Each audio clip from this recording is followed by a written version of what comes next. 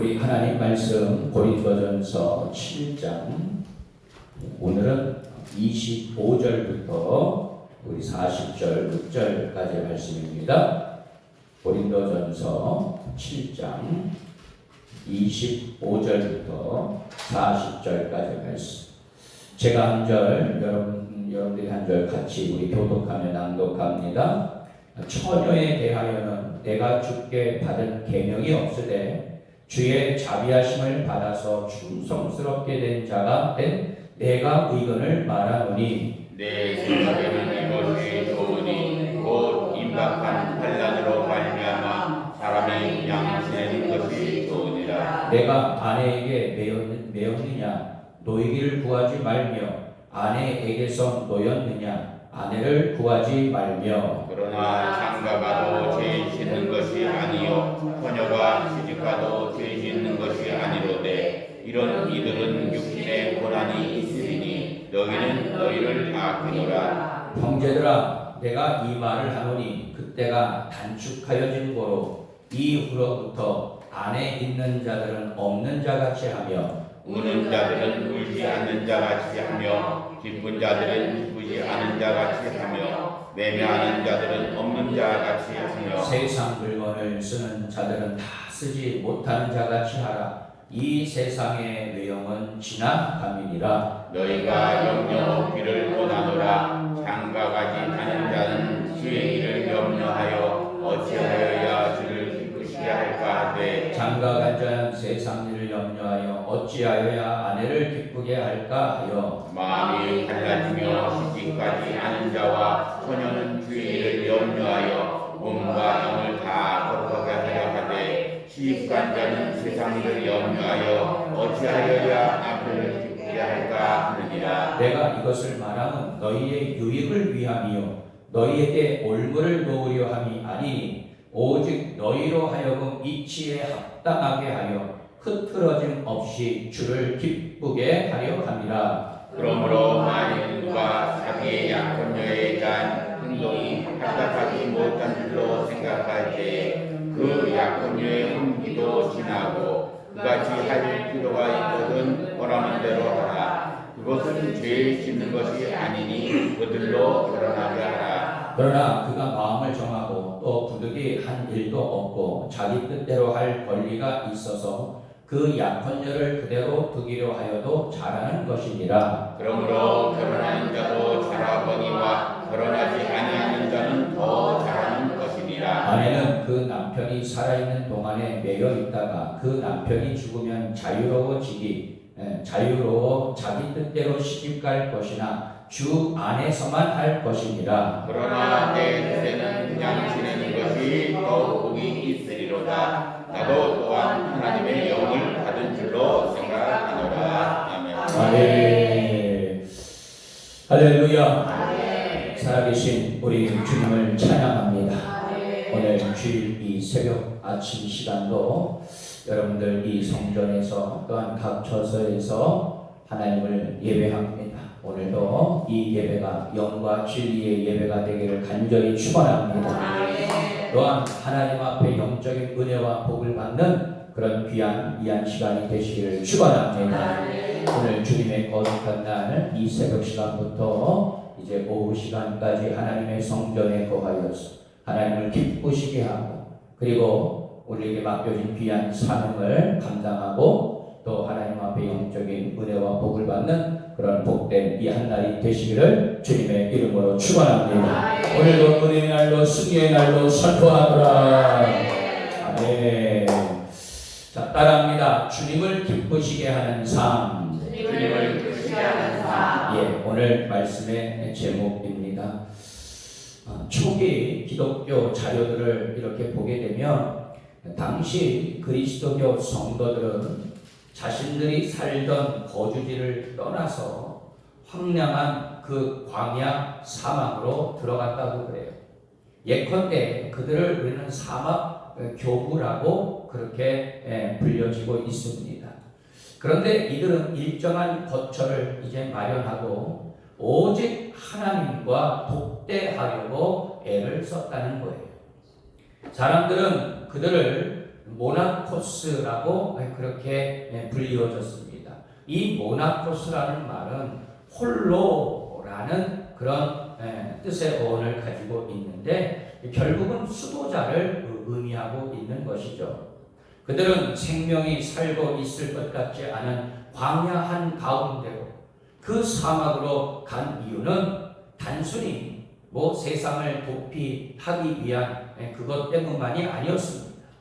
그들은 아무것도 의지하지 않고 오로지 초월자이신 하나님만을 의지하는 복음적인 삶으로 자신의 모든 육신의 삶을 이제 포기하고 오직 하나님을 경외하는 그리고 하나님만을 믿는 신앙을 추구했다는 것이죠. 현 시대에 많은 사람들이 이 땅에서의 삶에 연연하면서 어떻게 하면 돈을 많이 벌고 명예를 얻으며 어떻게 하면 크고 좋은 집을 마련할 것인가 하는 그런 염려와 걱정 속에서 지내고 있습니다. 그러나 초기 교부들은 우리에게 이렇게 권면을 하고 있어요. 모든 육적인 삶을 포기하라. 물질과 세속적 관심사로 분리된 너희들의 마음과 삶을 온전히 통합하고 하나님께 전심으로 투신하라. 그리고 세상의 지배 가운데 있지 말고 오히려 사막 같은 삶 속에서 다른 공동체를 그리고 다른 사람을 끌어당기는 그리스도인이 되어라 라고 그렇게 권면하고 있어요. 초기 교부들은 바위도 돌도 생명체도 거의 찾아보기 힘든 곳, 그 황량함 속에서 하나님을 아무런 매개체 없이 체험하며 참된 기쁨과 영적 만족을 찾는 자, 즉 하나님을 온전히 기쁘시게 하는 자로서 서기 위함이었던 것이죠. 아마 지금의 현대인들에게 이러한 삶을 요구한다라고 하면 아마 다 떠나고 말 거예요. 우리는 내 자신 스스로에게 이 시간 물어봐야 될 것입니다. 나는 진정 하나님을 기쁘시게 하는 삶을 살기를 원하고 그렇게 살아가고 있는지를 지금 이 시간 우리의 심령 가운데 내 자신 가운데 한번 물어봐야 된다는 것이죠. 바울은 오늘 본문에서 결혼에 대한 이 교훈을 다시 전해주고 있습니다. 그런데 여기에서 바울이 제시한 것은 어떤 결혼에 대한 일반적인 원리나 교훈이 아니에요.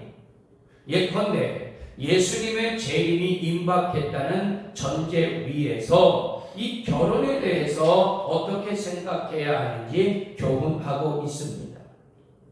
여러분, 하나님이 택하신 백성에게 하나님은 택하신 백성에게 원하시는 것이 바로 뭐냐? 흐트러짐 없는 마음이라 믿습니다. 여러분, 흐트러짐 없이라고 하는 이 말의 뜻은 마음을 어떻게 해요? 정했다는 거예요. 나는 이제 이 세상 가운데 살아가고 있지만 정말 육신적인 삶을 따라가지 아니하고 다시는 죄의 종로를 타지 않으며 오직 교회에 그리고 우리 하나님 앞에 내 마음을 그리고 내 뜻을 딱 정했다. 그런 뜻을 가지고 있어요. 창조 원리에 따라 결혼을 하거나 혹은 하지 않는 것은 온전히 내 자신이 선택할 문제입니다. 그러나 중요한 것은 자신의 선택으로 인해서 하나님을 향한 마음이 흐트러져서는 안 된다는 거예요. 결혼을 한 자도 아직 결혼을 하지 못한 자도 우리의 중심이 하나님께로 향하고 있느냐. 하나님은 두 마음을 기뻐하지 않으십니다. 여러분, 그래서 성도의 헌신은 온전한 드림에서부터 출발한다는 사실을 우리는 기억해야 되리라 믿습니다. 그리스도인은 세상 가운데서 나그네의 정체성을 가지고 살아갑니다. 바울은 결혼과 독신에 대한 고린도 성도들의 질문을 다루면서 그 모든 초점이 무엇이냐? 바로 주님을 기쁘시게 하는 삶에 맞춰줘야 한다는 것이었습니다. 자, 그럼 사도 바울이 성도들의 가정에 권면하고 있는 것은 무엇이었느냐? 자, 첫 번째로 그냥 지내는 것이 좋다라는 말씀이에요. 자, 우리 26절, 27절 말씀을 다시 한번 읽습니다. 자, 26절, 27절 다 같이 읽습니다. 시작. 내 생각에는 이것이 옳으니 곧 임박한 헬라들로 말미암아 사람이 그냥 지내는 것이 좋으니라. 내가 아내에게 배웠느냐 의를 구하지 말며 아내에게 놓여 있느냐 아내를 구하지 말라. 아멘. 자, 아마도 고린도 성도들은 처녀가 불신자인 약혼자와 결혼해야 하느냐라는 라고 그렇게 질문한 거에 대한 그런 답변이었을 거예요. 이에 바울은 정확한 말씀을 받은 바는 없다라고 전제하면서도 내가 사도의 권위로서 의견을 말하고 있는데 그 답은 뭐라고요? 그냥 지내는 것이 좋다. 즉 결혼하지 않는 것이 좋다였어요. 그러나 이미 결혼을 했다면 그 결혼 관계를 절대로 깨뜨리지 말아야겠지만 아직 결혼 전이라면 굳이 불신자와 결혼할 필요는 없다라는 그런 말씀입니다. 바울은 불신자와의 결혼이 절대로 안 된다고 말하지는 않았어요. 그러나 고린도 성도들을 아꼈기에 고린도라는 그 당시에 이 고린도라는 지역이 어떤 지역이냐고 하면 상업 도시였어요. 아주 부유한 그런 지역이었습니다. 그러니 여러분 이런 말씀드려 죄송해요. 뭐 다 그런 건 아니지만 사람이 여유롭게 살고 돈이 많으면 교만하게 되어 있어요. 특히 믿지 않는 자들은요 더더욱 그렇습니다. 그러니 그 당시 이 문화적으로도 부패한 지역에서 불신자와의 결혼이 가져올 고난을 생각한다면 결혼을 고집하지 말라고 가르쳤던 것이었어요. 결국 바울은 결혼을 했든지 안 했든지 어떻게 해요? 그대로 지내는 것이 좋다라고 권면을 했던 것이었습니다. 그 이유는 두 가지였죠. 하나는 26절 말씀을 보니까 임박한 환난 때문이에요. 여러분 이 초기 기독교 이 당시에는 이 재림의 신앙이 엄청나게 그렇게 이 깨달음이 있었습니다. 가르침이 있었습니다.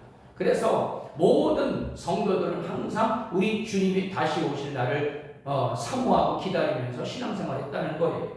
그렇기 때문에 이제 임박한 환난 때문에 그냥 너희들이 그대로 지내는 것이 좋다고 권면을 했던 것이고, 다른 하나는 28절 말씀에 보니까 그것 때문에 인하여 너희들의 육신에 고난이 있을 것이다. 불신자와의 이 결혼을 통한 아무래도 그러겠죠. 자, 육신의 고난은 결혼으로 인해 특히 불신자와의 결혼을 통해 감당해야 하는 문제나 고민을 가리키고 있어요.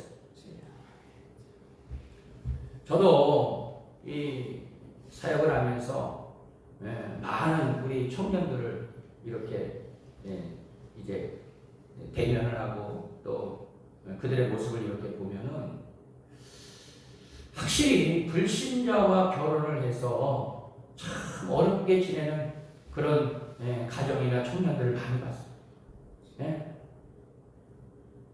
여러분 신앙을 보고 믿음을 본다라고 하지만 나중에는요 그런 거 다 내팽개치고만 조금 잘 산다고 그리고 뭐 직장 좋다고 뭐 이런 사람들하고 결혼해가지고 나중에는 얼마나 많은 세월 울며 불며 그런 우리 청년들 또 그런 결혼하신 분들을 이렇게 보게 되면 얼마나 안타까웠는지 몰라요.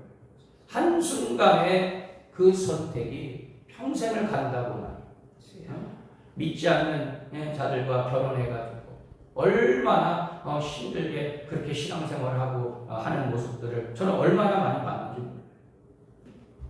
바울은 예수님이 곧 오신다는 긴장감 가운데 살았습니다.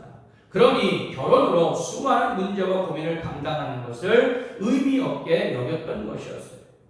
그의 관심은 철저하게 주님께 있었다는 것입니다. 이는 지금도 교회가 결혼에 대해서 가져야 할 마땅한 태도인 것입니다. 불신자와의 결혼을 무조건 죄악시해서는 안 되겠지만 정말이지 신중에 신중을 꼭 해야 한다는 사실을 우린 절대로 간과할 수 없다는 것입니다. 다시 말해서 이미 결혼한 상태라면 모를까 굳이 불신자와의 힘든 결혼 생활을 선택하여 주님과의 관계를 힘들게 만들 필요는 없다는 것이었어요. 이것은 결혼에 대한 바울의 교훈, 당시 상황에 따른 것이기에 지금을 살아가는 자들, 특히 우리 청년들 정말 지혜롭게 기도하면서 잘 선택해야 되리라 믿습니다. 그래서 사도 바울이 두 번째로 강조한 것은 바로 뭐냐? 주님이 가장 최우선임을 너희들이 기억하라 라는 메시지였어요. 자, 우리 34절, 35절 말씀도 한번 읽어보죠. 자, 34절, 35절 읽습니다. 시작. 마음이 갈라지며 시집가게 하는 자와 처녀는 시대를 염려하여 몸과 영을 다 거룩하게 하려 하되 시집간 자는 세상을 염려하여 어찌하여야 남편을 기쁘게 할까 하느니라. 내가 이것을 말하면 너희의 유익을 위함이요 너희에게 올무를 놓으려 함이 아니니 오직 너희로 하여금 입지에 합당하게 하여 흐트러짐이 없이 주를 기쁘게 하려 함이라. 아멘. 자, 바울은 이 세상이 영원하지 않으며 지금 경험하고 있는 것들이 곧 사라진다는 사실을 기억하라고 가르치고 있어요. 자, 이를 위해서 바울은 다섯 가지의 뭐뭐하지 않는 자 같이 살라라는 역설적인 말을 하고 있습니다. 오늘 29절부터 31절까지 말씀을 이렇게 여러분 보게 되면 이것은 곧 바울이 임박한 종말에 대한 긴장감으로 더 극단적인 권면을 전하고 있는 것인데, 자, 뭐라고 얘기합니까? 안에 있는 자들은 없는 자같이 하고 울거나 기뻐하는 자들은 그렇지 않은 자같이, 매매하는 자들은 없는 자같이, 또 세상 물건을 쓰는 자들은 쓰지 않는 자같이 하라고 권면을 하고 있어요. 자, 종말과 함께 우리 주님 다시 오시게 되면 그 모든 것들은 다 사라지고 맙니다. 영원할 게 없다는 거예요. 그러니까 시간과 에너지를 쏟는 것을 너희들이 경계하라. 그러니까 여러분 뭡니까? 결론은 뭡니까? 이 세상에 종속돼서 이 세상 육신에 따라 너희들 살지 말라. 그런 메시지였던 것이죠. 영원을 기대하는 성도는 영원하지 않는 것에 절대로 자신을 어떻게 해요? 다치지 않는다는 것입니다. 이는 지금 우리가 비록 이 세상에서 장가가고 시집가며 슬퍼하고 기뻐하며 돈과 재산 문제로 고민하고 살고 있지만 그것들조차 모두 마지막 날에 사라지므로 거기에 너희들이 너무너무 연연하면서 살아가지 말라는 그런 뜻을 가지고 있어요. 결국 바울은 관심을 어디에 두라? 주의 일에 관심을 두라. 그렇게 권면했던 것이죠. 만약 불신자와 결혼한다면 주님을 기쁘시게 하는데 많은 방해를 받을 수밖에 없다라는 것을 사도 바울은 아주 직시해주고 있는 거예요. 그렇기에 바울은 그럴 바에야 차라리 혼자 사는 것이 훨씬 낫다고 권면했던 것이었습니다.